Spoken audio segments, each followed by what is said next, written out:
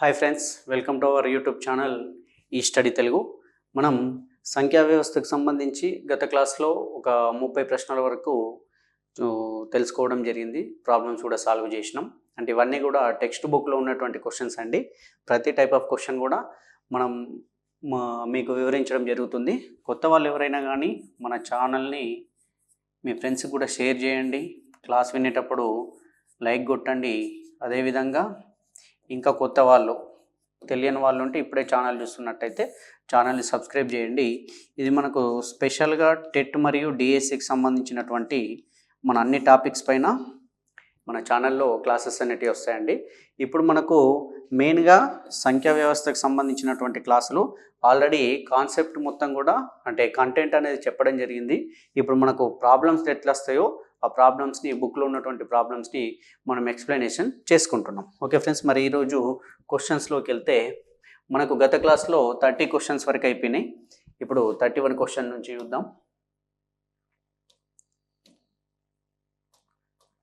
31 question ఏముందంటే, ఒక జలాంతర్గామి సముద్ర మట్టానికి 400 మీటర్ల లోతున కలదు. దీనిని ఏ విధంగా సూచిస్తాం? మనం సముద్ర మట్టం మీద అనుకుంటే లోతు కోతున్నామంటే మైనస్లోకి వెళ్ళాలండి. -400 మీటర్స్. సముద్ర మట్టానికి పైన ఉంటే +400 అనేవాళ్ళం. లోతులో ఉంది కాబట్టి -400 మీటర్స్. కాబట్టి ఆప్షన్ 4 అనేది మనకు కరెక్ట్ ఆన్సర్ అవుతుంది. నెక్స్ట్ ప్రాబ్లం ఏముంది?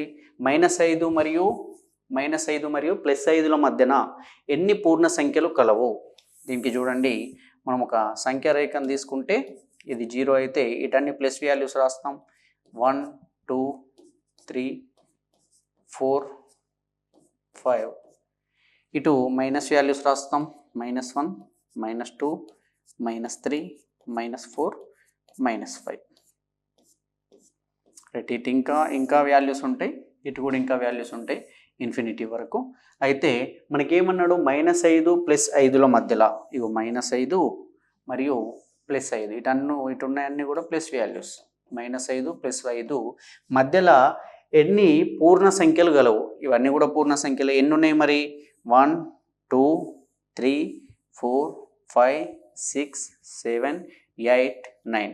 9 పూర్ణ సంఖ్యలు గలవు. మనకు ఆప్షన్ 3 అనేది కరెక్ట్ అవుతుంది. లేదో ఇంకా సింపుల్గా మనకు తెలవాలంటే -5కి +5 అన్నాడు కాబట్టి 5 5 10, 10లకి ఒకటి తీసేస్తే వచ్చేదే మన ఆన్సర్ అవుతుంది. వీటి మధ్యలో అడిగిండు కాబట్టి ఒకటి తీసేస్తున్నాం. ఈ 5కి ఈ 5కి మధ్యలో ఉన్నటువంటి సంఖ్యలు ఇట్లా ఏది అడిగినా కానీ -10కి +10కి మధ్యలో, -6కి +6కి మధ్యలో అంటే 6 6 12 అవుతుంది. 12 నుంచి ఒకటి తీసేయండి, 11 సంఖ్యలు ఉంటాయి. -10 +10 అంటే 10 10 20 అయితే 20 నుంచి ఒకటి తీసేయండి, 19 సంఖ్యలు అవుతాయి. ఇప్పుడు దీని ఆన్సర్ మనకు ఆప్షన్ 3 9 అనేది మన ఆన్సర్ అండి. ఓకే, నెక్స్ట్ చూద్దాం. 0కు ఎడమవైపున ఎన్ని రుణ సంఖ్యలు కలవు? 0కు ఎడమ వైపున ఎన్ని రుణ సంఖ్యలు గలవు? ఇంతకుముందే చూసినాం. 0కి ఎడమ వైపున -1 -2 -3 అనేది ఇది ఇన్ఫినిటీ వరకు ఉంటుంది. ఇట్లా +1 +2 +3 అనేది ఇది కూడా ఇన్ఫినిటీ వరకు ఉంటుంది. ఇన్ఫినిటీ అంటే అనంతం అండి. మనకు 0కి ఎడమ వైపున కానివ్వండి, కుడి వైపున కానివ్వండి అనంతమైనటువంటి సంఖ్యలు ఉంటాయి. కాబట్టి ఆప్షన్ 4 అనేది మనకు కరెక్ట్ ఆన్సర్. 34th ఏముంది? -7, 5, -3ల ఆరోహణ క్రమం. ఆరోహణ క్రమం అంటే చిన్న నుండి పెద్ద అండి. చిన్న సంఖ్య నుండి పెద్ద సంఖ్య వరకు రాయాలి. చిన్న నుండి పెద్ద. మరి చిన్నదేది దీంట్లో, పెద్దదేది ఎట్లా తెలవాలి? మనకేమనుకుంటాం? అవి ధన సంఖ్యలు అయితే దేని విలువ ఎక్కువ ఉందో అదే పెద్దది అవుతుంది. రుణ సంఖ్యలు అయితే దేని విలువ తక్కువ ఉందో అది పెద్ద సంఖ్య. ఇప్పుడు -3 కంటే -2 పెద్దది, -2 కంటే -1 పెద్దది, -1 కంటే 0 పెద్దది, 0 కంటే 1 పెద్దది, 2 3 ఇట్లా. కాబట్టి మనకి ఇచ్చినటువంటి విలువలు -7, 5, -3. మనం ఏం రాయాలి? ఆరోహణ క్రమం అంటేనేమో చిన్న నుంచి పెద్దది, అవరోహణ అంటేనేమో పెద్ద నుంచి చిన్నది. ఎవరైనా నాన్ మ్యాథ్స్ వాళ్ళు ఉంటే సరే ఆరోహణ అవరోహణ కన్ఫ్యూజ్ అవుతాం అని ఎవరన్నా అనిపిస్తే, కన్ఫ్యూజ్ ఎవరు గారు అవుతామనిగినా మీకు అనిపిస్తే సింపుల్గా ఒక ట్రిక్ చెప్తా, గుర్తుపెట్టుకోండి. ఆరోహణలో 4 అక్షరాలే ఉన్నాయండి. అవరోహణలో 5 ఉన్నాయి. 4 చిన్నది కాబట్టి చిన్న నుంచి పెద్దది రాసుకుంటూ వెళ్ళండి. 5 పెద్దది కాబట్టి పెద్ద నుంచి దీని నుండే స్టార్ట్ చేయండి. పెద్ద నుంచి స్టార్ట్ చేసి చిన్నకు రండి. చిన్న ఉంది కాబట్టి 4 కంటే 5 చిన్నది కదా, దీని నుండే స్టార్ట్ చేసి పెద్దకి వెళ్ళండి. అంటే ట్రిక్ అన్నట్టు ఏం కాదు. ఎవరైనా కన్ఫ్యూజ్ అవుతూ ఉంటే గుర్తుపెట్టుకోండి. మరి మనకు దీంట్లో ఏమన్నాడు, ఇప్పుడు చిన్న నుంచి పెద్ద, మనం ఏమన్నాం, మైనస్ విలువలు ఉంటే ఏది పెద్దదో అదే చిన్నది. కాబట్టి -7 చిన్నది, తర్వాత -3, తర్వాత +5, -7, -3, కాబట్టి ఆప్షన్ 3 అనేది మనకు కరెక్ట్ ఆన్సర్ అవుతుంది. నెక్స్ట్ చూద్దాం. నెక్స్ట్ ఈ కింది వాటిలో సరి అయినది. మనకు ఇవి తెలవాలండి. ఇది గ్రేటర్ దెన్ అంటాం, ఇది లెస్ దెన్ అంటాం, ఇది ఈక్వల్ అంటాం. లెస్ దెన్ అంటే చిన్నది అని, గ్రేటర్ దెన్ అంటే పెద్దది అని, ఈక్వల్ అంటే సమానం అన్నట్టు. మరి ఇది కూడా కన్ఫ్యూజ్ అవుతాం సార్ మేము అని మీకు అనిపిస్తే, ఇది కూడా మీకు కన్ఫ్యూజ్ అవుతాం సార్ అని మీకు అనిపిస్తే, ఫస్ట్ ఎవైతే 2 విలువలు ఇస్తారో, 32 ఇచ్చిండు, ఇక్కడ 39 ఇచ్చిండు. దీంట్లో పెద్దది ఏదో మనకు తెలుసు కదా. నేనేమంటున్నా, ఒకసారి వీటిని అబ్జర్వ్ చేయండి. అబ్జర్వ్ చేస్తే మీరు ఇట్లా దీన్ని ఒక రౌండ్ లాగా రాసుకున్నారనుకోండి. ఒక రౌండ్ లాగా రాసుకుంటే అంటే ఇవి రెండింటిని కలపడం కోసం రౌండ్ లాగా రాసుకున్నాం. ఇవి 2 కలిసి ఉన్నాయి, ఇక్కడ రౌండ్ లాగా రాసుకున్నాం. అంటే ఒక సర్కిల్ లాగా గీసుకుంటున్నాం అనుకోండి. అనుకున్నప్పుడు ఏది చిన్నగా ఉంది, ఈ సర్కిల్ అనేది గీసింది చిన్నగా ఉంది, ఇది పెద్దగా ఉంది. కాబట్టి చిన్నగా ఉన్న దాని సైడు చిన్న విలువ పెట్టేయండి, పెద్దగా ఉన్న దాని సైడు పెద్దది గీసేయండి. అంటే ఇప్పుడు ఇది పెద్దది కదా, కాబట్టి ఇటు పెద్దది వచ్చేటట్టు రాయండి, ఇది చిన్నది కదా, చిన్నది రాయండి. అప్పుడు దీని అర్థం ఏమవుతుందంటే 32 ఈజ్ లెస్ దెన్ 39. 32 అనేది 39 కన్నా చిన్నది. ఇంకా అంటే నాన్ మ్యాథ్స్ వాళ్ళు ఉండి ఈ గుర్తులు కన్ఫ్యూజ్ అవుతాం సార్ అనే వాళ్ళకి, ఎందుకు 39 పెద్దది, సర్కిల్ గీస్తే పెద్దది వచ్చింది, ఇది చిన్నది, కాబట్టి 32 అనేది ఇటు సైడ్ ఉంది. ఇది ఇట్లా అండి. ఇప్పుడు మనకు అడిగింది ఏంటి, ఇప్పుడు మనకు గుర్తులు తెలిసినాయి కదా, పెద్దది ఎట్లా రాసుకోవాలి, చిన్నది ఎట్లా రాసుకోవాలి. అదే ఫర్ సపోజ్ ఇటు 43 ఇచ్చి ఇటు 41 ఇస్తే ఇటు పెద్దగా రాయాలి, అప్పుడు అటు చిన్నగా రాసినాం. 43 ఈజ్ గ్రేటర్ దెన్ 41. ఇప్పుడు మనకు అడిగింది, ఫస్ట్ చూద్దాం.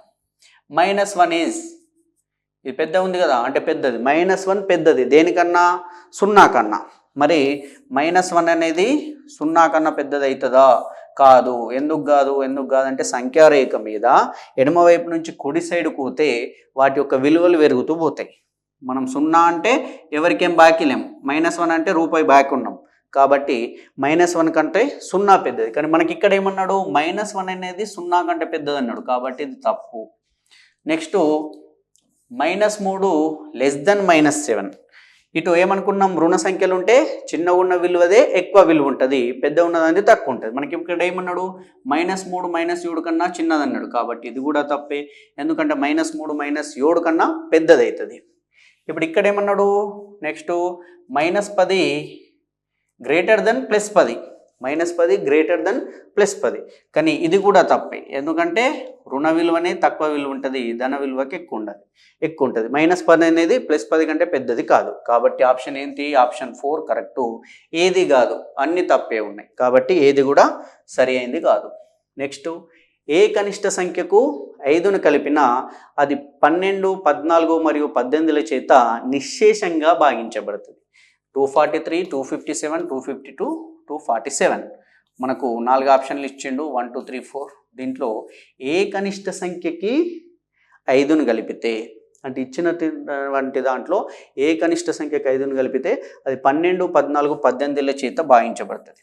ఏదైనా సంఖ్య ఈ 12, 14, 18ల చేత భాగించబడుతుంది అంటే ఈ 12, 14, 18లు ఆ సంఖ్యకి కారణాంకాలు అవుతాయి కదా, కారణాంకాలు అవుతాయి. కాబట్టి ఒక సంఖ్య ఈ 3తోటి భాగించబడాలంటే మనం వీటి యొక్క కసాగు తీసుకోవాలి.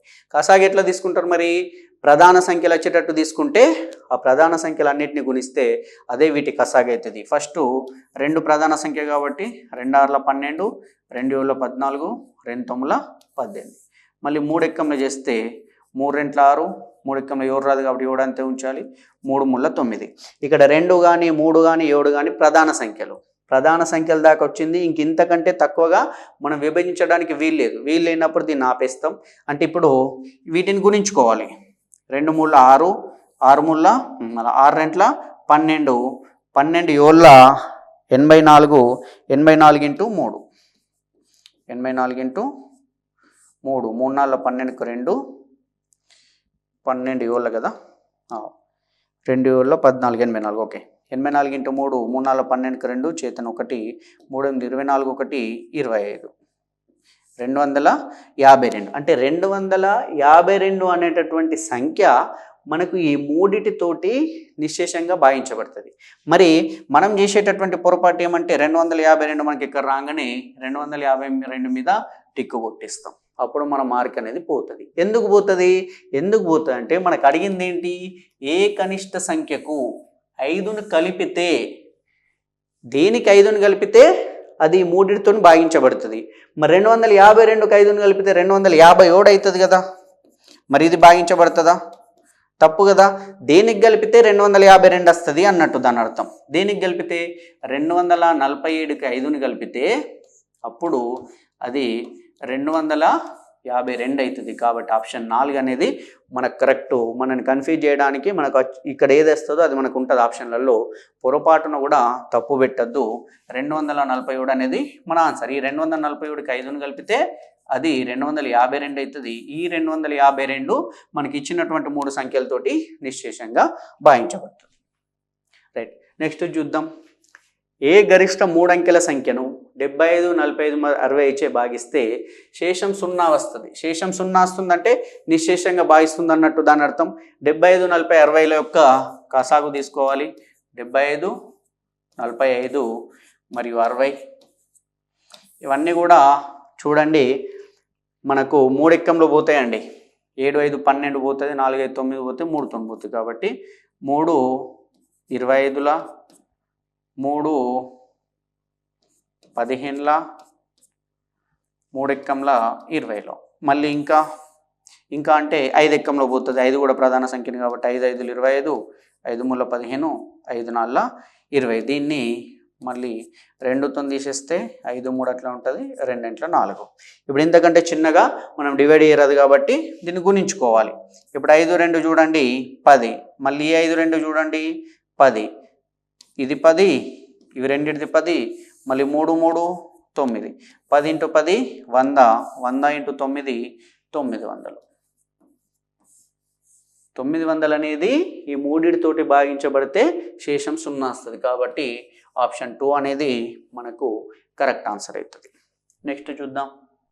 దీని తర్వాత ఏ గరిష్ట 3 అంకెల సంఖ్యను 75, 45 మరియు 60 చే భాగిస్తే ప్రతి సందర్భంలోనూ శేషం 4 వస్తుంది.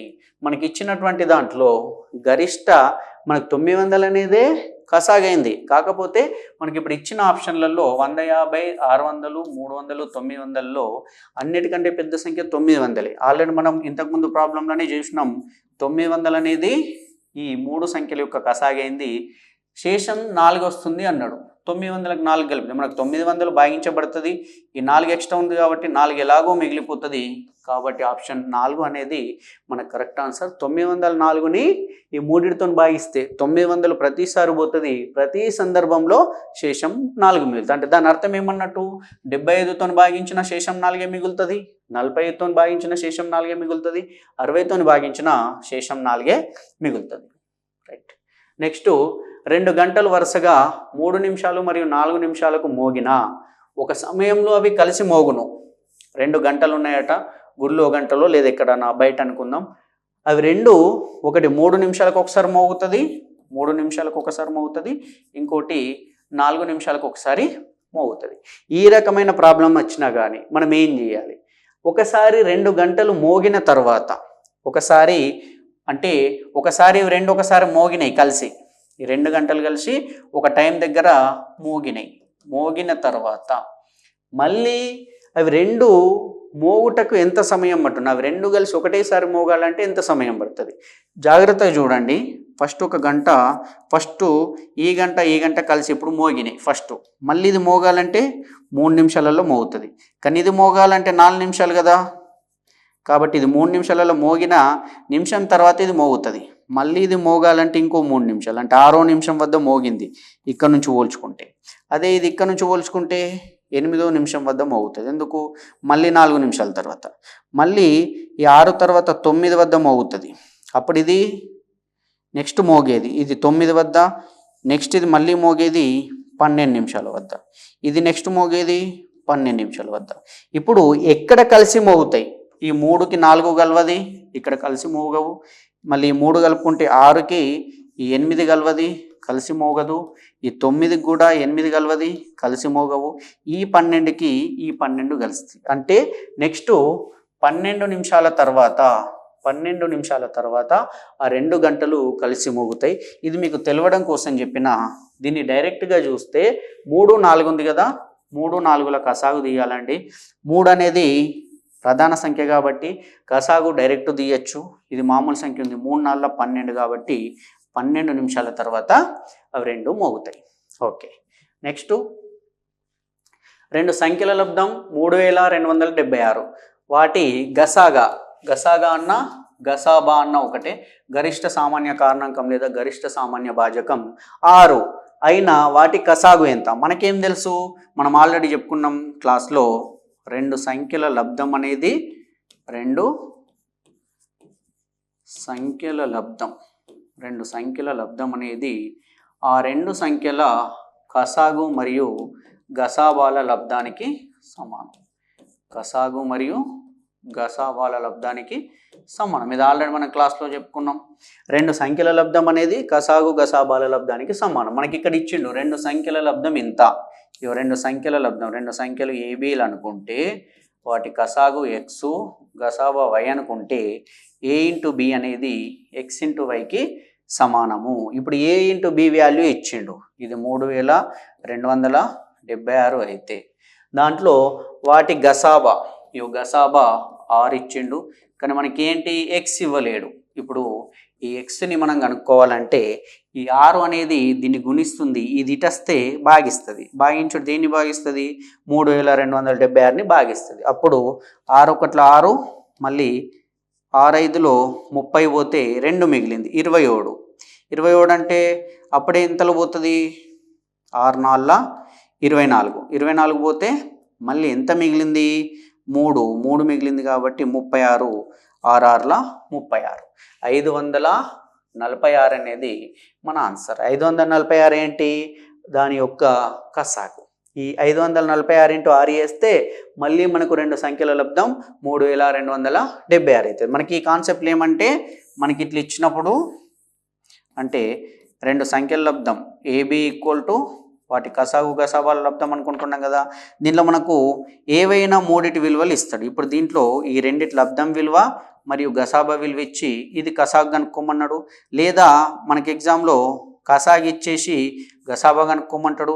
లేదా 2 సంఖ్యల కసాగు గసాబాల లబ్ధం ఇది ఇచ్చేసి దాంట్లో ఒక సంఖ్య ఇదైనా మరొక సంఖ్య ఇది, లేదా ఒక సంఖ్య ఇదైనా ఇంకోటి ఇది, లేకపోతే కసాగు ఎంత గసాబ్ ఎంత, ఎట్లాంటిది అడిగినా కానీ మనకు తెలియాల్సింది ఇదేనండి. ఆ 2 సంఖ్యల లబ్ధము కసాగు గసాబాల లబ్ధానికి సమానమవుతుంది. మనకి ఇది తెలిస్తే మనం ఏ ప్రాబ్లం అయినా చేయొచ్చు. నెక్స్ట్ 2 సంఖ్యల గసాబా 16 అయినా ఈ కింది వాటిలో ఆ 2 సంఖ్యల కసాగు అవ్వగలిగేది ఏది అంటే కసాగు ఏదైతుంది అని అడిగిండు. ఇక్కడ జాగ్రత్తగా అర్థం చేసుకోండి. 2 సంఖ్యలు ఉన్నాయి. ఈ 2 సంఖ్యల యొక్క గసాబా గరిష్ట సామాన్య భాజకం HCF హైయెస్ట్ కామన్ ఫ్యాక్టర్ అనేది మనకు 16 అయింది. అయితే ఇక్కడ అబ్జర్వ్ చేసేది ఏమంటే 2 సంఖ్యల గసాబా 16 అయింది అంటే ఆ 2 సంఖ్యల ఫ్యాక్టర్, ఆ 2 సంఖ్యలకి ఉమ్మడిగా ఉన్నటువంటి కారణాంకాలలో 16 అనేది గరిష్ట కారణాంకం. ఉమ్మడిగా ఉన్న కారణాంకాలలో ఏ కారణాంకం అయితే గరిష్టంగా ఉంటుందో దాన్నే గరిష్ట సామాన్య అంటే ఉమ్మడిగా ఉండేది, కామన్గా ఉండేది 16 అన్నట్టు. మరి కామన్గా ఉండేది 16 అయినప్పుడు ఇక నేనేమంటున్నా, ఈ 16 అనేది ఈ 2 సంఖ్యలకి కామన్గా ఉన్నటువంటి హైయెస్ట్ కామన్ ఫ్యాక్టర్ గరిష్ట సామాన్య భాజకం. అంటే ఇక్కడ కసాగు కావాలంటే ఆ సంఖ్యల కసాగు అవ్వగలిగేది ఏది? కసాగు కావాలంటే ఏం కావాలి? ఈ 2 సంఖ్యల కసాగు అంటే అర్థం ఏంటి? మనకు కనిష్ట సామాన్య గుణిజం. ఇది గుణిజం అవుతుందంటే ఈ రెండు సంఖ్యలు 16తో భాగించబడుతుందంటే ఈ కసాగు కూడా 16తో భాగించబడుతుందా లేదా? ఫర్ ఎగ్జాంపుల్ ఇక్కడ ఈ సంఖ్యని 16 32 తీసుకున్నా, ఇక్కడ ఈ సంఖ్యని 16 48 తీసుకున్నా. ఇప్పుడు 16 అనేది 32 కారణాంకం అవుతుంది, 42కి అవుతుంది. గరిష్ట కారణాంకం ఇదే అయింది కాబట్టి, అంటే ఫర్ ఎగ్జాంపుల్ అంటున్నా, కంపల్సరీ ఇదే అని కాదు, గరిష్ట కారణాంకం ఇది అయినప్పుడే కదా మనకు 16ని హెచ్సిఎఫ్గా రాసుకుంటాం. 16ని హెచ్సిఎఫ్గా రాసుకుంటాం. ఎందుకు? 32 48ల గరిష్ట కారణాంకం 16 అయింది. ఇది గరిష్ట కారణాంకం 16 అయితే ఈ రెండు సంఖ్యల కసాగు ఏదో కొంత వస్తే ఈ కసాగు కూడా దీంతో భాగించబడుతుందా లేదా? ఇప్పుడు 32 భాగించబడింది, 48 భాగించబడింది అంటే వాటి లబ్ధంతో వచ్చేటటువంటి ఈ కసాగు కూడా, వీటి గుణిజం కూడా 16తో భాగించబడుతుంది. ఎందుకు? ఫర్ ఎగ్జాంపుల్ 4 అనేది 2తో భాగించబడింది, 6 అనేది కూడా 2తో భాగించబడినప్పుడు 4 6ల 24 కూడా 2తో భాగించబడుతుందా లేదా? భాగించబడుతుంది. అట్లనే ఇది కూడా ఒక రెండు సంఖ్యల గసాబా ఇదైనప్పుడు వీటి కసాగు కూడా ఈ గసాబాతోటి భాగించబడుతుంది. భాగించబడినప్పుడు ఇప్పుడు 16 అయినా దీంట్లో 16 తోటి భాగించబడేది ఏదో చూస్తే మనకు అదే ఆన్సర్. ఇప్పుడు 16 తోటి భాగించబడేది ఏదో చూద్దామంటే ఫస్ట్ ఆప్షన్ చూద్దాం. ఇది 16 ఎక్కంలో పోతా అంటే 16 32, 6 మిగులుతుంది, 16 4 64. కాబట్టి డైరెక్ట్ మనకు ఆన్సర్ ఇచ్చింది ఆప్షన్ 1 అనేది. మరి మిగిలిన ఎందుకు కావు సార్ అంటే 16 32 పోతే 6 మిగులుతుంది, 66 అవుతుంది. 66 అనేది 16 ఎక్కంలో 16 4 64 పోతే 2 శేషం మిగులుతుంది కాబట్టి ఇది కాదు. ఇది 32 పోతే మళ్ళీ 7 మిగులుతుంది, 76 16 ఎక్కంలో రాదు కాబట్టి ఇది కాదు. ఇది 32 పోతే 6 మిగులుతుంది, 62 16 ఎక్కంలో కాదు కాబట్టి అది రాదు. అంటే ఇది మంచిగా గుర్తుపెట్టుకోండి, ఎగ్జామ్లో వచ్చే అవకాశం ఉంటుంది. కాబట్టి ఆప్షన్ 1 అనేది మనకు కరెక్ట్ ఆన్సర్. నెక్స్ట్, రెండు సంఖ్యల గసాబా 14 అయినా కింది వాటిలో ఆ రెండు సంఖ్యల కసాగు కానిది ఏది? మనకి ఇంతకుముందు అయ్యేది ఏదన్నాడు, ఇప్పుడు కానిది ఏది? ఇది మీకు హోంవర్క్ అండి. దీని 42 క్వశ్చన్ యొక్క ఆన్సర్ని మీరు కామెంట్ చేయండి. సేమ్ ఇలాగ ఉంది. దీంట్లో కానిది ఏది అంటే ఏ సంఖ్య 14 తోటి డివైడ్ కాదు, ఏ సంఖ్య 14 తోటి భాగించబడదో అది కానిది. ఒకవేళ భాగించబడితే అది కసాగా అయ్యేటటువంటి అవకాశం ఉంటుండే. కానిది ఏదో చెప్పండి, కామెంట్ చేయండి 42 క్వశ్చన్ని. నెక్స్ట్ 43ది చాలా ఇంట్రెస్టింగ్ దాన్ని చూడండి. నీటి కోసం వెతుకుతున్న ఒక కప్ప 30 మీటర్ల లోతున గల బావిలో పడింది. నీటి కోసం వెతుకుతున్నటువంటి ఒక కప్ప 30 మీటర్ల లోతులో ఉన్నటువంటి ఒక బావిలో పడ్డదండి. బావి యొక్క ఇది ఉంది కదా, ఈ లోతు అనేది 30 మీటర్స్. 30 మీటర్ల లోతులో ఉన్న ఒక బావిలో పడింది. అది పైకి రావడానికి ప్రయత్నించి ప్రతిరోజు 3 మీటర్ల చొప్పున పైకి చేరితే రాత్రికి 2 మీటర్లు కిందికి జారేది. ప్రతిరోజు ఏమవుతుంది? ఒక 3 మీటర్లు పైకొస్తే 3 మీటర్లు పైకొస్తే రాత్రి కాగానే 2 మీటర్లు కిందికి జారిపోతుంది. 3 వస్తుంది, మళ్ళీ 2 జారిపోతుంది, 2 మీటర్లు కిందికి జారిపోతుంది. 3 మీటర్లు పైకి వస్తుంది రోజు టైంలో. అదే రాత్రి కాగానే మళ్ళీ ఇక్కడ నుంచి ఇది 1, ఇది 2, ఇది 3 అనుకుంటే, ఇది 0 దగ్గర స్టార్ట్ అయింది, 1 2 3 అనుకుంటే డేలోనేమో 3 మీటర్లు పైకి వస్తుంది, నైట్ కాగానే 2 మీటర్లు కిందికి జారిపోతుంది. ఇక్కడ మనం కాన్సెప్ట్ అర్థం చేసుకోవాలి. నైట్ కాగానే 2 మీటర్లు జారిపోతుందంటే అది రోజు మొత్తం కలిపి, అంటే డే అండ్ నైట్ కలిపితే ఒక రోజు కదా, రోజు మొత్తంలో అది ఎంత పైకి ఎక్కుతుందంటే 1 మీటర్ మాత్రమే పైకి ఎక్కుతుంది. ఎందుకు? 3 మీటర్లు పైకి ఎక్కితే 2 మీటర్లు కిందికి జారుతుంది. ఈ పైనుంచి 2 మీటర్లు జారగానే ఒక రోజుకి 1 మీటర్ ఎక్కుతుంది. అయినా ఆ విధంగా ప్రయత్నిస్తే ఎన్ని రోజులలో కప్ప బయటకి రాగలదు? చాలామంది ఏమనుకుంటారు, ఒక రోజుకి 1 మీటర్ ఎక్కుతుంది కదా సార్, మరి 30 మీటర్లు ఉంది కదా, 30 రోజులలో వస్తుందని 30 ఆన్సర్ పెడతారు. కానీ కాదండి, ఆలోచించండి. ఇది రోజుకు 1 మీటర్ చొప్పున ఎక్కుతుంది. 27 రోజులలో 27 మీటర్లు ఎక్కుతుంది.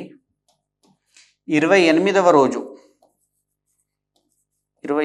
రోజు ఇది ఒక్క రోజులో 3 మీటర్లు కదా పైకి ఎక్కేది. ఇప్పుడు 27వ రోజుకి ఇక్కడికి వచ్చింది 27 మీటర్లకు. 28వ రోజుకి ఏం కావాలి? ఇది 3 మీటర్లు ఎక్కంగానే 3 మీటర్లు ఎక్కగానే ఆల్రెడీ పైకి వచ్చేస్తుంది. ఇప్పుడు కిందికి జారే అవకాశం లేదు ఆ రోజు, పైకి ఆల్రెడీ వచ్చేసింది. పైకి వచ్చేసిందంటే ఇక్కడికి కంప్లీట్ అయిపోయింది కాబట్టి ఇప్పుడు కిందికి జారే అవకాశం లేదు. కాబట్టి 28వ డేట్ రోజు 3 మీటర్లు ఎక్కి మొత్తం 30 మీటర్లు కంప్లీట్ చేస్తుంది. కాబట్టి మనకు ఆన్సరు 30 రోజులు కాదు 28 రోజులు అనేది మన ఆన్సర్. ఆప్షన్ 4 అనేది మన ఆన్సర్ అవుతుంది. ఇట్లాంటి కాన్సెప్ట్ ఓరియంటెడ్ ఉన్నదాన్ని జాగ్రత్తగా గుర్తుపెట్టుకుంటే వేరే క్వశ్చన్స్ చేసేటప్పుడు కూడా యూజ్ అవుతాయి మనకు. నెక్స్ట్, శీతలీకరణం ద్వారా 40 డిగ్రీల సెంటీగ్రేడ్ వద్ద గల గది ఉష్ణోగ్రతను ప్రతి గంటకి 5 డిగ్రీ సెంటీగ్రేడ్, ఇది డిగ్రీ అండి, 5 డిగ్రీ సెంటీగ్రేడ్ చొప్పున చల్లబడుతుంది ఒక గది. శీతలీకరణం ప్రారంభించిన 10 గంటల తర్వాత గది ఉష్ణోగ్రత ఎంత ఉంటుంది? ఆల్రెడీ మనకు ప్లేస్ 40 డిగ్రీ సెంటీగ్రేడ్ వద్ద ఫస్ట్ ఆ గది అనేది ఉంది, ఒక గది ఉంది. ఈ గది ఒక ఇల్లు అనుకుందాం. ఈ గదిలో ఏసీని స్టార్ట్ చేసిండ్రు. ఏసీని స్టార్ట్ చేసిన ప్రతి 1 గంటకు, ప్రతి 1 అవర్కి అది 5 డిగ్రీ సెంటీగ్రేడ్ చొప్పున తగ్గుతుంది. మరి ప్రారంభించిన 10 గంటల తర్వాత ఎన్ని తగ్గాలి? 50 డిగ్రీ సెంటీగ్రేడ్లు తగ్గాలి. అంత కూల్ కావాలి. ఫస్ట్ మనం 40 డిగ్రీ సెంటీగ్రేడ్ వద్ద ఉన్నాం, ఇంకా 50 డిగ్రీ సెంటీగ్రేడ్లు తగ్గినాయి. 50 డిగ్రీ సెంటీగ్రేడ్లు తగ్గినాయి. ఫస్ట్ 40 ఉండే, తగ్గుతుంది కాబట్టి దీనికి మైనస్ గుర్తు పెట్టుకుంటాం. ఇది ఫస్ట్ 40 ఉండే కాబట్టి ప్లస్ గుర్తు, అంటే -10 డిగ్రీ సెంటీగ్రేడ్కి చేరుకుంటాం. ఆ 40కి వెళ్ళిపోతాం, 0కి వస్తాం, ఇంకా 10 డిగ్రీ సెంటీగ్రేడ్లు మైనస్కి వెళ్ళిపోతాం. ఆప్షన్ 2 అనేది మనకు కరెక్ట్ ఆన్సర్. నెక్స్ట్, ఒక తరగతికి పరీక్షలో 10 ప్రశ్నలు ఇవ్వబడినవి. పరీక్షలో రాయబడిన సరైన జవాబుకి 3 మార్కులు, సరికాని జవాబుకి -1 మార్కు, జవాబు రాయనిచో అంటే ఆ క్వశ్చన్ని అటెంప్ట్ చేయకపోతే 0 మార్కులు కేటాయిస్తారు. రేష్మ రాసిన 10 జవాబులలో 7 సరైనచో ఆమెకు వచ్చు మార్కులు ఎన్ని? రేష్మ రాసిన 10 జవాబులలో 7 సరైనచో ఆమెకు వచ్చు మార్కులు ఎన్ని? తరగతిలో టోటల్ క్వశ్చన్స్ ఎన్ని ఉండే? ఫస్ట్ టోటల్ క్వశ్చన్స్ 10 ఉండే. 10 ఉందంటే మనకి ఇక్కడ ఇచ్చిండు రేష్మ రాసిన 10 జవాబులలో రేష్మ అటెంప్ట్ చేసిన ఎన్ని? 10. అంటే రాయని ఎన్ని? రాయని 0. ఆమె 10 ప్రశ్నలు ఉంటే 10 రాసింది, రాయకపోతే 0 మార్కులు అన్నాడు కదా. ఈ రాయని ప్రశ్నలు మనకు లేవు, రాసింది అన్నిటికన్నీ అటెంప్ట్ చేసేసింది ఆమె. రైట్. సరైన జవాబుకి 3 మార్కులు రావాలి. ఆమె ఎన్ని సరైనవి? 7 సరైనవి. సరైన జవాబుకి 3 మార్కులు రావాలి. ఈ 10లకి వెళ్ళి 7 ప్రశ్నలు కరెక్ట్.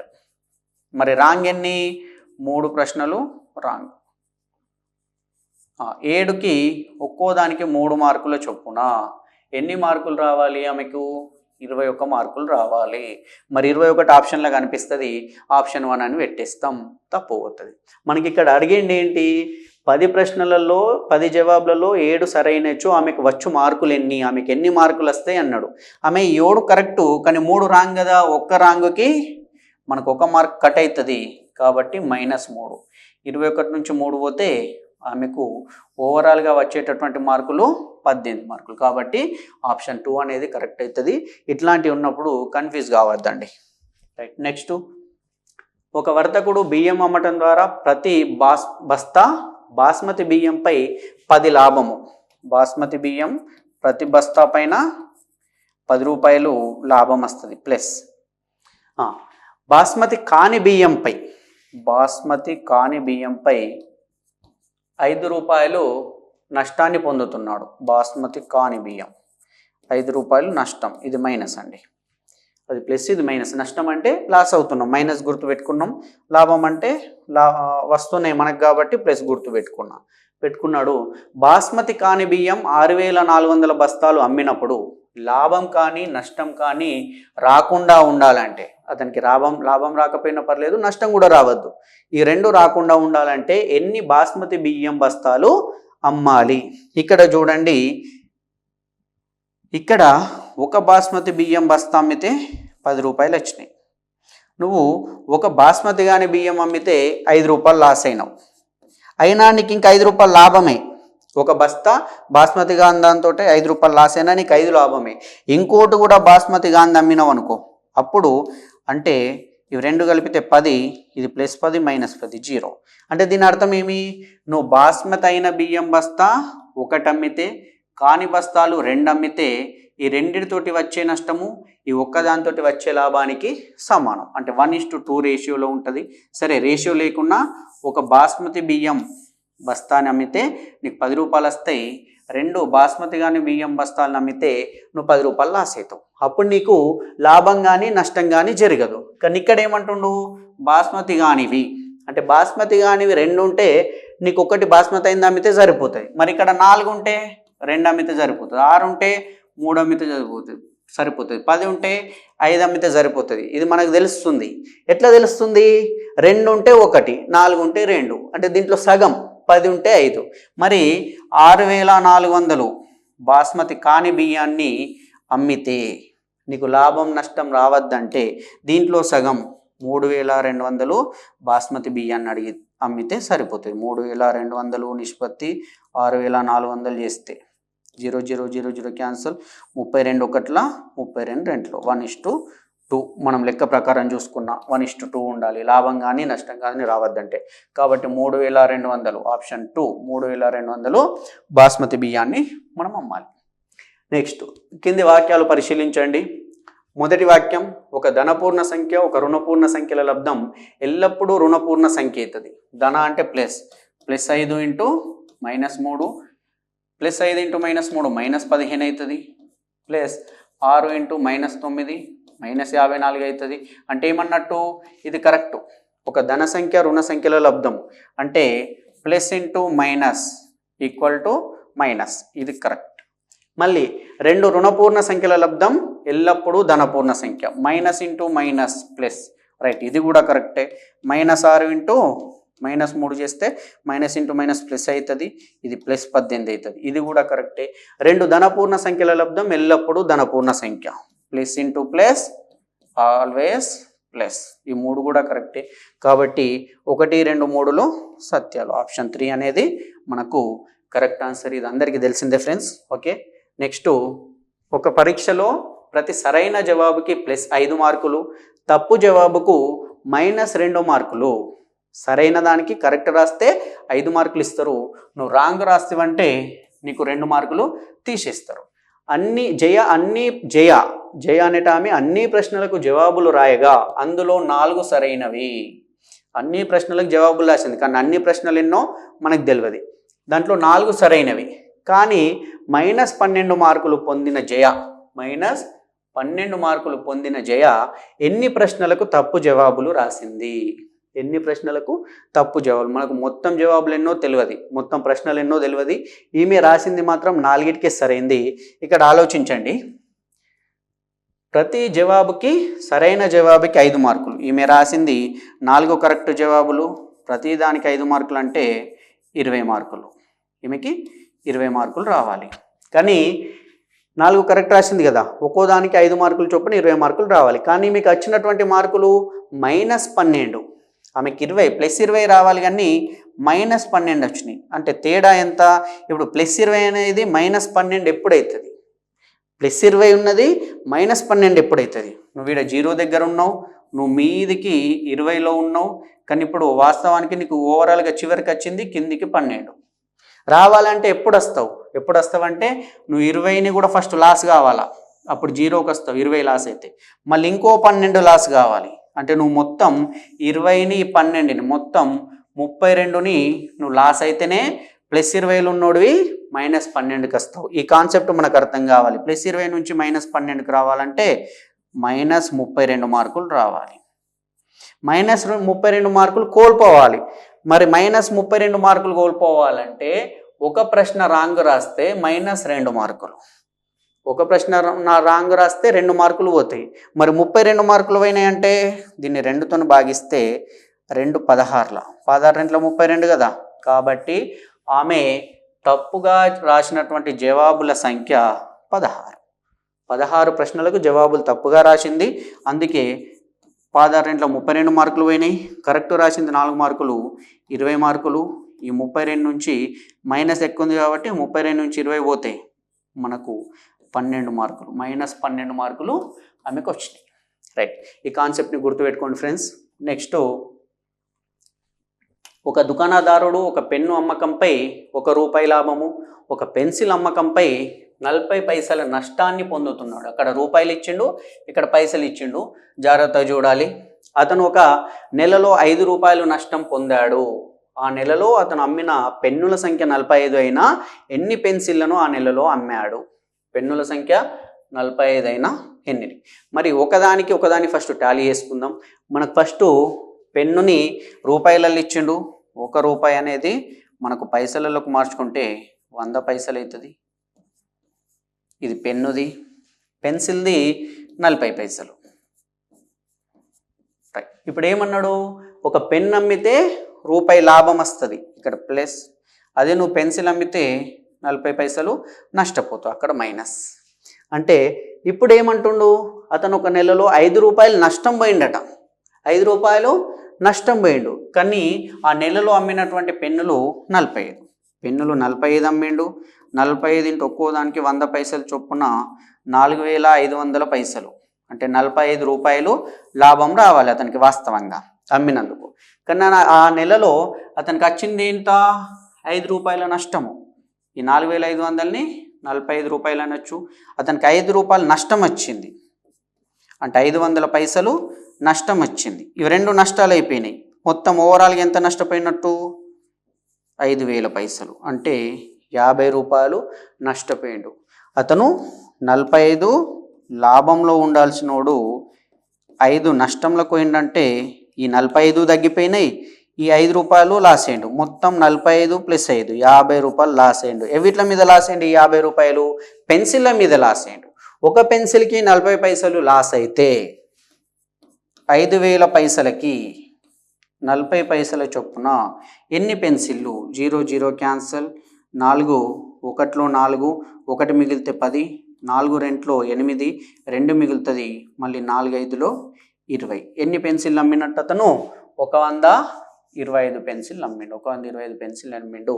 ఆప్షన్ 2 అనేది మనకు కరెక్ట్ ఆన్సర్. ఫ్రెండ్స్, ఇట్లాంటి జాగ్రత్త చూడండి, మనకి ఇంపార్టెంట్. అంటే ఫస్ట్ మన మైండ్లోకి ఒక కాన్సెప్ట్ రావాలి.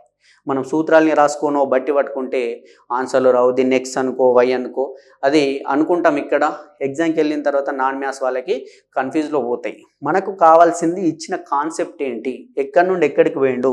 అతను 0 దగ్గర ఉంటే అంతే ఉండేటోడు. పెన్సిల్ అమ్మితే ₹45 లాభం వచ్చింది, కానీ ఓవరాల్గా నష్టం ₹5 వచ్చింది. అంటే మొత్తం ₹50 లాస్ అయినప్పుడే 50లో నుంచి 45 పోతే ఇంకా ₹5 లాస్లోకి పోతాడు. లాస్ అయింది ₹50 దేని మీద? పెన్సిల్ మీద. కాబట్టి ₹50ని 5000 పైసలు అనుకోవచ్చు. ఒక పెన్సిల్కి 40 పైసలు లాసు. 5000 పైసలు బై 40 పైసలు చేస్తే మనకు 125 పెన్సిల్ వస్తుంది. 125 పెన్సిల్ అని అతను అమ్మాడు. రైట్, నెక్స్ట్ చూద్దాం.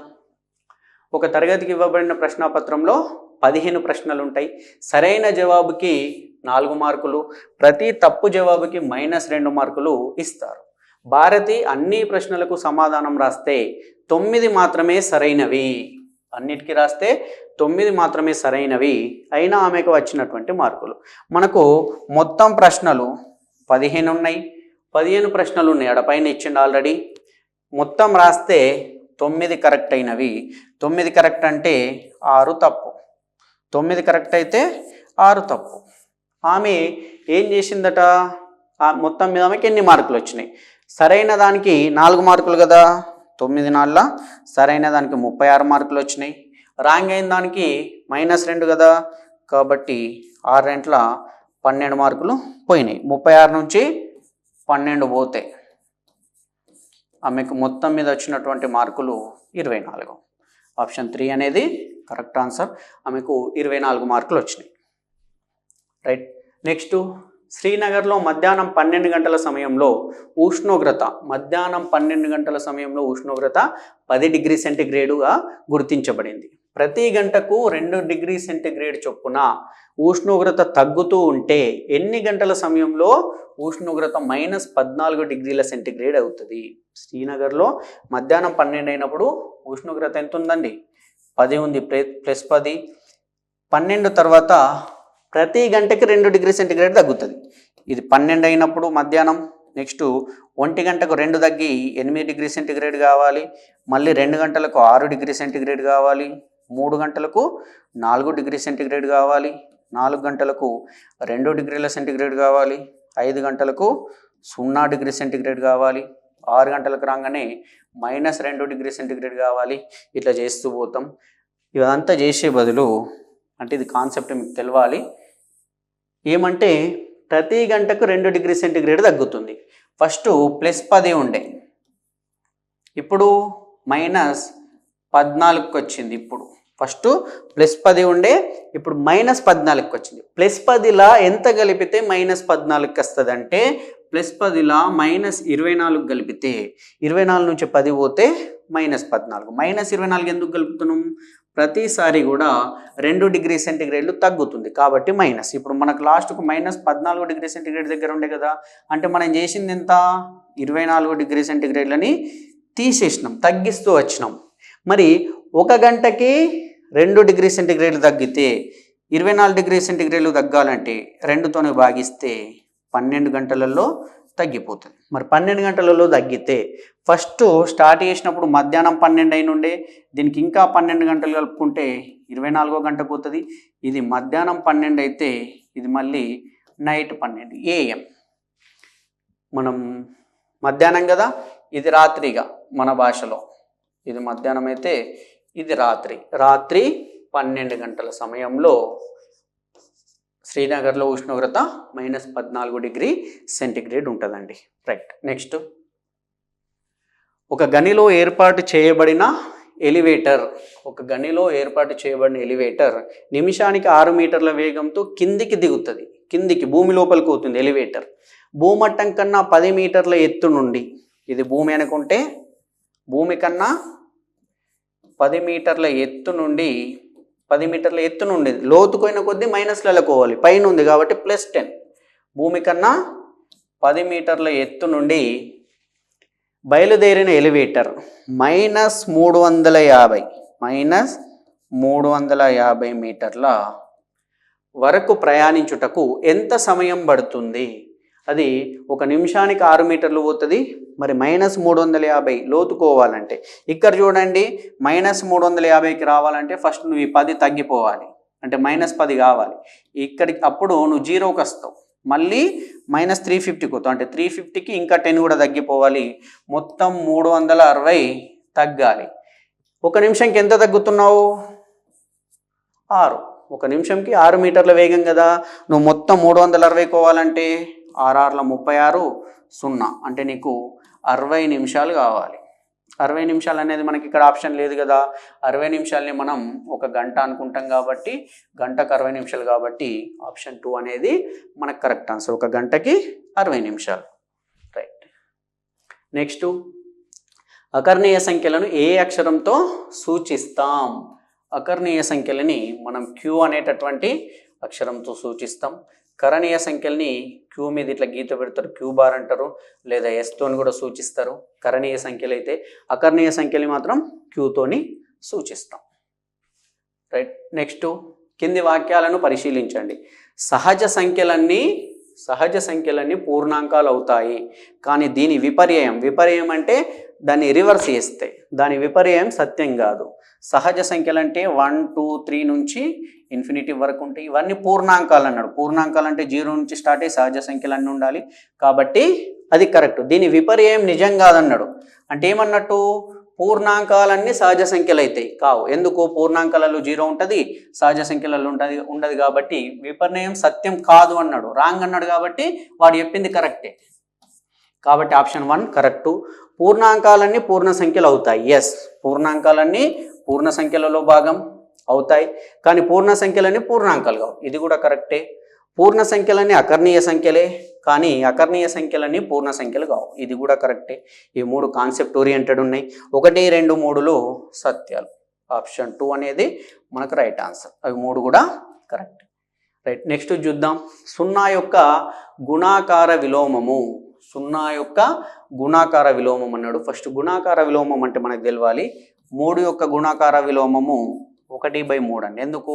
3 3 క్యాన్సిల్ అయితే ఒకటే మిగులుతుంది. ఒక సంఖ్య యొక్క గుణాకార విలోమము ఏ అనే సంఖ్య యొక్క గుణాకార విలోమం 1/a అవుతుంది. ఎందుకు? ఏ క్యాన్సిల్ అయితే 1. ఒక సంఖ్యను దాని గుణాకార విలోమంతో గుణిస్తే అప్పుడు మనకు 1 వస్తుందండి. మరి 0 యొక్క గుణాకార విలోమం అన్నాడు. 0ను దీని గుణాకార విలోమం 1/0 అనుకుంటే 0 క్యాన్సిల్ అయ్యి 1 అనేది రాదు. ఎందుకు? ఇక్కడ సంథింగ్ బై 0 అనేది ఇన్ఫినిటివ్, నిర్వచించబడదు. ఏదైనా సంఖ్య 0 తోటి భాగించబడదు. అందుకే దీని ఆన్సర్ కూడా నిర్వచింపబడదు. Option 3 right. నెక్స్ట్, కింది వాటిలో విభాగ న్యాయాన్ని సూచించేది ఏది అన్నాడు. విభాగ న్యాయాన్ని సూచించేది ఏదంటే ఫస్ట్ది ఏముంది? ఇది మొత్తాన్ని ఏ అనుకుంటే a × 1 equal to a equal to 1 × a. So a × 1 equal to a equal to 1 × a. లేదా దీన్ని మనం ఇట్లా కూడా అనుకున్నాం, a × e equal to e × a equal to a అయితే ఈని మనం గుణాకార తత్సమాంశం అన్నాం. ఈ గుణాకార తత్సమాంశమే 1 అయింది. ఇది విభాగ న్యాయాన్ని సూచించేదన్నాడు. ఇది తత్సమాంశ ధర్మాన్ని చూపెడుతుంది కాబట్టి ఇది కాదు. Next, a × b equal to c రూపంలో ఉంది. అంటే 5 × 3 15, 2 × 14. మనకి ఇటు ఉంటుంది కదా, a + b = c అయినా కానీ, a × b = c అయినా కానీ ఇది ఏ ధర్మం అంటే సంవృత ధర్మం అండి. ఏ ధర్మం ఇది? సంవృత ధర్మం. మనకు అడిగింది విభాగ న్యాయం కాబట్టి ఇది కూడా కాదు. నెక్స్ట్ 2/5 + 1/3. 2/5 + 1/3 equal to 1/3 + 2/5. ఇది a + b = b + a రూపంలో ఉంది. దీన్ని ఈ రూపాన్ని ఏమంటారంటే స్థిత్యంతర ధర్మం అంటారు. ఈ ధర్మాన్ని స్థిత్యంతర ధర్మం లేదా వినిమయ ధర్మం అంటారు. ఇది కూడికతో ఉంది, అంటే సంకలనంతో ఉంది. అదే గుణాకారంతో ఉంటే a × b = b × a అవుతుండే. కాబట్టి ఇది కూడా కాదు. మిగిలింది చూడండి, 2 × 3/5 + 1/2 = 2 × 3/5 + 2 × 1/2. ఇది సంకలనంపై ఎడమ గుణాకార విభాగ న్యాయం అంటారండి. అంటే ఎడమ వైపు ఉన్న దాంతో గుణిస్తున్నాం. ఇదంతా మనం క్లాస్లో చెప్పుకున్నాం ఆల్రెడీ. ఇదంతా కూడా డీటెయిల్గా నేర్చుకున్నాం. ఇది విభాగ న్యాయాన్ని సూచిస్తుంది. ఇది మనకు ఆప్షన్ 4 అనేది కరెక్ట్ ఆన్సర్. నెక్స్ట్, ఎక్స్ ఇది డివైడెడ్ బై అండి, ప్లస్ కాదు. x divided by 1/x. x divided by 1/x = 1. x not equal to 0. x అనేది 0 కావద్దు అనున్నది ఏ ధర్మాన్ని సూచించును? x ఇదేది డివైడెడ్ బై సారీ అండి, ఇది డివైడెడ్ బై కాదు, x ఇంటూ అండి. x into 1/x equal to 1 అవుతుంది. అంతే కదా, x క్యాన్సల్ అయితే 1 అవుతుంది. కాబట్టి x into 1/x equal to 1 అనేది అంటే a into 1/a equal to 1 కావాలి. లేదా x అంటూ మనం ఏలలో చెప్పుకున్నాం. ఏదైనా సంఖ్యని సపోజ్ 5 ఉంది, 5ని 1/5తో గుణిస్తే మనకు 1 వస్తుంది. ఇప్పుడు దీన్ని ఏమంటాం? ఇది ఈ సంఖ్య యొక్క గుణాకార విలోమము. గుణాకార విలోమ ధర్మం అండి. అది గుణాకార విలోమం. అదే సంకలన విలోమం అయితే a - a ఈక్వల్ టు 0. 0 వస్తే సంకలన విలోమం అంటారు. a + -a. a యొక్క సంకలన విలోమము -a. a యొక్క గుణాకార విలోమము 1/a. ఇది మనం ఆల్రెడీ చెప్పుకున్నాం. ఇది గుణాకార విలోమం రూపంలో ఉంది. x యొక్క గుణాకార విలోమము 1/x. x into 1/x equal to 1. కాబట్టి గుణాకార విలోమ ధర్మాన్ని పాటిస్తుంది. నెక్స్ట్, 2/11ను -5/14 యొక్క గుణాకార విలోమం చే గుణించండి. -5/14 యొక్క గుణాకార విలోమము -14/5. ఎందుకు? ఇక్కడ చూడండి, గుణాకార విలోమం చేస్తే ఏం రావాలి? a యొక్క గుణాకార విలోమము 1/a ఈక్వల్ టు 1 రావాలి కదా. ఇక్కడ మనకు 1/5 ఇస్తే, మనకు 5 ఇస్తే 1/5 అని రాసుకునేటోళ్ళం. ఇట్లా రెండు భిన్న రూపం ఇచ్చినప్పుడు కింద ఉంది పైన, పైన ఉంది కింద రాయాలి. ఎందుకు? 5/14 యొక్క గుణాకార విలువము 14/5 మైనస్ మైనస్ సేమ్ ఉంటుంది. ఇప్పుడు ఈ 14 క్యాన్సల్, ఈ 5 cancel, minus into minus plus, కాబట్టి దీని విలువ 1 వచ్చింది. మనకు 1 వస్తే గుణాకార విలోమమే కదా, కాబట్టి ఏమన్నాడు? 2/11ను -5/14 యొక్క గుణాకార విలోమం అంటే -14/5తో గుణిస్తే 14 28 మైనస్ ఉంది కాబట్టి -28, 5×11 55, -28/55. ఆప్షన్ 2 అనేది మనకు కరెక్ట్ ఆన్సర్ అవుతుంది. రైట్, నెక్స్ట్ చూద్దాం. 3/5 ప్లస్ 7/3 ప్లస్ -2/5 ప్లస్ -2/3ను సూక్ష్మీకరించాలి. ఇక్కడ అబ్జర్వ్ చేయండి, ఇక్కడ దీని హారము దీని హారం సేమ్ ఉంది, మరియు ఆ కింద ఉన్నటువంటి హారాలు కూడా ఈ ఫస్ట్ దాన్ని థర్డ్ దాన్ని కూడా సేమ్ ఉంది. ఇవి రెండు ఒక దగ్గర రాసుకుందాం. రాస్తే 3/5 ప్లస్ ఆఫ్ -2/5 అన్నా -2/5 అన్నా ఒకటే. ఇది నెక్స్ట్ ప్లస్ మిగిలింది ఏంటి? 7/3 -2/3. ఫస్ట్ ఇవి రెండింటిని చూద్దాం. ఇవి రెండు సజాతి భిన్నాలు అవుతాయి. ఎందుకు? హారాలు సమానంగా ఉంటే సజాతి భిన్నాలు అంటారు. సజాతి భిన్నాలు అయినప్పుడు హారం మళ్ళీ 5 వేస్తుంది. 3 నుంచి 2 పోతే 1/5 ప్లస్ ఇక్కడ 3నే రాస్తాం, 7 నుంచి 2 పోతే 5. ఇప్పుడు 5, 3 వేరు వేరు ఉన్నాయి. వేరు వేరు ఉన్నప్పుడు ఏం చేయాలి? దీన్ని 3తో గుణించాలి, దీన్ని 5తో గుణించాలి. ఎందుకు? 3, 5లు ప్రధాన సంఖ్యలు కాబట్టి దీన్ని వేరే దాంతో అంటే దీనికి అసాగు తీస్తే మనకు 15 వస్తుంది. 5 3 15, దీన్ని 3 1 3 ప్లస్ 5 5 25. అప్పుడు మనకు ఆన్సర్ 28/15. 28/15 ప్లస్ 28/15 అండి. ఇక్కడ మైనస్ కూడా మనకు ఆప్షన్ ఇచ్చిండు, కాకపోతే ప్లస్లలో ఉన్నాయి ఎక్కువ ఉన్నాయి కాబట్టి ప్లస్ 28/15 ఆప్షన్ 3 అనేది మన ఆన్సర్ అవుతుంది. రైట్, నెక్స్ట్ ఇది మీకు హోంవర్క్ అనుకోండి. 60ది మీకు హోంవర్క్ అనుకోండి. ఏముంది? -5/8కి ఎంత కలిపితే -3/2 వచ్చును? -5/8కి ఎంత కలిపితే -3/2 వస్తుంది? ఈ ఆప్షన్లు చూడండి, ఆలోచించండి. నాన్ మ్యాథ్స్ వాళ్ళైనా మ్యాథ్స్ వాళ్ళైనా డిఫికల్టీగా ఉన్నా కానీ ఒకసారి ట్రై చేయండి. మీరు ఎంత ప్రాక్టీస్ చేస్తే మీకు అంత సింపుల్గా ఉంటుంది. దీని తర్వాత ఇంకా మనకు క్వశ్చన్స్ ఉన్నాయి, ఇవి నెక్స్ట్ క్లాస్లో చెప్పుకుందాం. మిగిలిన క్వశ్చన్స్ అన్నీ కూడా నెక్స్ట్ క్లాస్లో ఎక్స్ప్లెయిన్ చేసుకుందాం. ఇప్పుడు -5/8కి ఎంత కలిపితే -3/2 వస్తుంది? మీరు మీ ఆన్సర్స్ అన్నీ కూడా కామెంట్ చేయండి. ఆప్షన్ ఏనా అంటే ఆప్షన్ 1, 2, 3, 4? ఆప్షన్ ఏ ఆప్షన్ కరెక్టో కామెంట్ చేయండి. రెగ్యులర్గా ఛానల్ని ఫాలో అవ్వండి ఫ్రెండ్స్. మనకు లైక్ కొట్టండి, ఇన్ఫర్మేషన్ వేరే వాళ్ళకి షేర్ చేయండి. కొత్త వాళ్ళైతే సబ్స్క్రైబ్ చేసుకోండి. ఓకే ఫ్రెండ్స్, మనకు డిఎస్సి టెట్ ఎగ్జామ్స్ అనేటివి కూడా చాలా దగ్గరలో ఉన్నాయి. డేట్స్ అనేటివి టెట్ది ఆల్రెడీ అనౌన్స్ అయింది, డిఎస్సిది కూడా అంటే కన్ఫామ్ కాబోతుంది. కాబట్టి ప్రతి మినిట్ ఇంపార్టెంటే. ఎక్కడ కూడా టైంని వృధా చేసుకోకండి. మీ స్టడీని ఎప్పుడు కూడా ముందుకు ఉంచుకోండి. మనం ఆల్రెడీ చెప్పుకున్నాం, మనం ఒక వారియర్ లాగా ఉండాలి, వరీ అవుతూ ఉండద్దు. ఓకే ఫ్రెండ్స్, ఇది ఈరోజు మనకు ఉన్నటువంటి క్లాసు. మిగిలిన క్లాసులో మరికొన్ని క్వశ్చన్స్ని ఎక్స్ప్లెయిన్ చేసుకుందాం. Okay friends.